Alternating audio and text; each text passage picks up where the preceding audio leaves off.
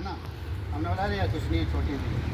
तो वो फायर भयंकर मेजर फायर बन गया, और मेजर फायर को एक्सटिंग्विश करना, बुझाना बहुत ही मुश्किल काम, फिर आपके बस की नहीं है, फिर फायर ब्रिगेड की गाड़ी आती है ना। तो आपको अलर्ट रहना है, जैसे ही दिखे कहीं पे छोटा हल्का सा धुआं भी उठ रहा है तो आपको सचेत हो जाना है, ठीक है। अब हम जैसे बोलेंगे कि फायर का बारे में बताओ कि परिभाषा क्या होती है, तो हम क्या बोलते हैं, fire is a major hazard.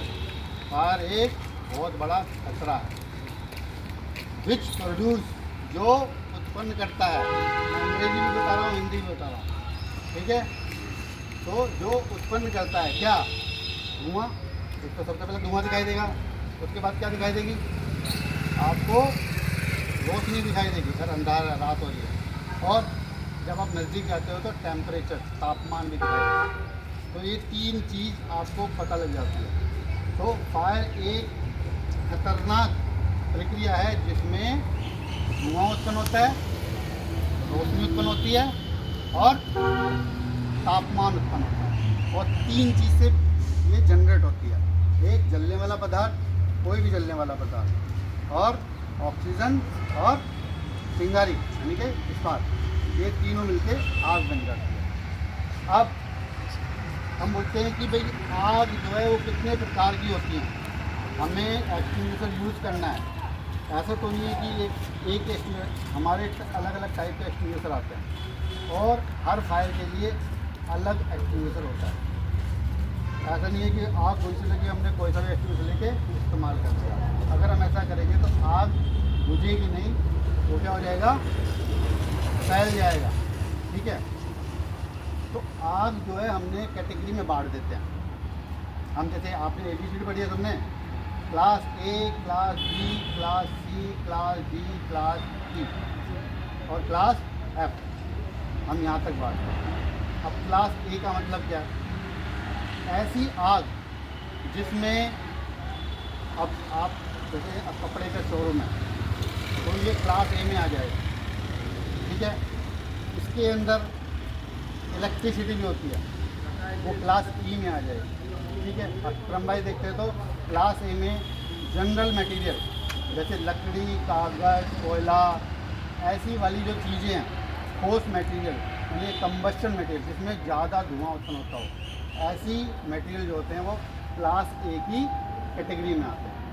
फिर क्लास B होता है, क्लास B में ऑयल फायर, जो diesel, petrol, kerosene, chemical, paint, ऐसी चीज़ों में जो आग लग जाती है वो हम क्लास B के अंदर रखते हैं, ठीक है। एक होता है क्लास C, क्लास C में आते हैं गैस वाली फायर। अगर कहीं पे गैस का सिलेंडर है, तुम्हारा LPG का सिलेंडर है, CNG है, तो ऐसी चीज़ों में अगर आग लग रही है तो तुम्हारा क्लास C के अंदर है, ठीक है। एक आता है क्लास D, D में मेटल फायर, किसी भी मेटल में आग लग जाना, मेटल भी जलता है, तापमान ज़्यादा होना चाहिए, तो इसके लिए मेटल फायर, जैसे शटर में आग लग जाती है तो मेटल फायर होगी, लेकिन आग देर में पकड़ेगी, पहले उसका पेंट आग पकड़ेगा, है ना, केमिकल जो भी उसके मेटल भी आग पकड़ेगा, ठीक है।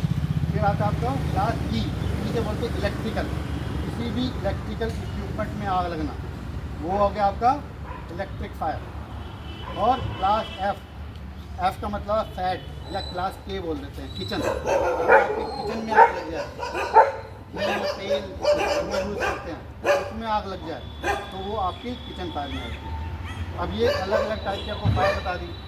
अब हर फायर के लिए अलग अलग एक्सटिंग्विशर होता है। हमारे पास 5 तरह के एक्सटिंग्विशर यूज़ करते हैं ज़्यादातर, एक पानी वाला, एक फोम वाला, एक जो ये है पाउडर वाला, और जो ये पाउडर वाला होता है 3 फायर पे यूज़ हो जाता है, ठीक है। और एक CO2 इलेक्ट्रिक फायर के लिए, ठीक है। तो कितने हो गए, पानी, फोम, CO2, BCP, और एक होता है वेट केमिकल पाउडर जो हमारा किचन में यूज़ होता है। तो वो किचन का तो तुम्हारा इतना ज़्यादा नहीं आएगा, आपका जो कंसर्न ज़्यादातर आएगा जो आपको देखना है, आपके शोरूम वगैरह में जहाँ पे ड्यूटी करोगे वहाँ पे एक तो इलेक्ट्रिक होगी, उसका फोकस होना है आपको। एक कपड़ा, कपड़ा कौन सी फायर में आएगा, आपका जनरल फायर में आएगा। तो पानी संबंधित होगा। लेकिन जो ये हमारे पास एक्सटिंग्विशर एक आता है, इसको बोलते हैं ABC, इसके ऊपर लिखा भी है ABC, तीनों लिखा है। तो A क्लास फायर के लिए भी यूज़ होता है एक्सटिंग्विशर, B क्लास के लिए भी यूज़ होता है और C क्लास के लिए भी यूज़ होता है। ठीक है, इसको तीनों फायर पे यूज़ कर सकते हैं। क्या बोलते हैं हम, इलेक्ट्रिकल फायर पे इसको यूज़ कर सकते हैं। लेकिन कहीं पे अगर इक्विपमेंट को सेव करना है तो उसके लिए हमें CO2 एक्सटिंग्विशर चाहिए। अगर हमें आग पहले बुझानी है तो इसको भी यूज़ कर सकते हैं। ठीक है, तो कौन सी फायर पे कौन सा एक्सटिंग्विशर इस्तेमाल होना है ये आपको पता होना चाहिए। ठीक है, एक होता है जैसे कहीं पे आग लगी तो सबसे पहला एक्शन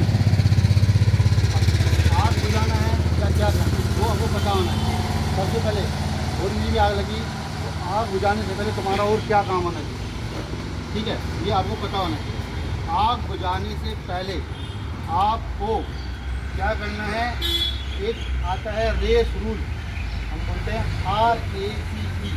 R का मतलब होता है रेस्क्यू, A का मतलब होता है अलार्म, अलर्ट कर देना, अलार्म बजा देना।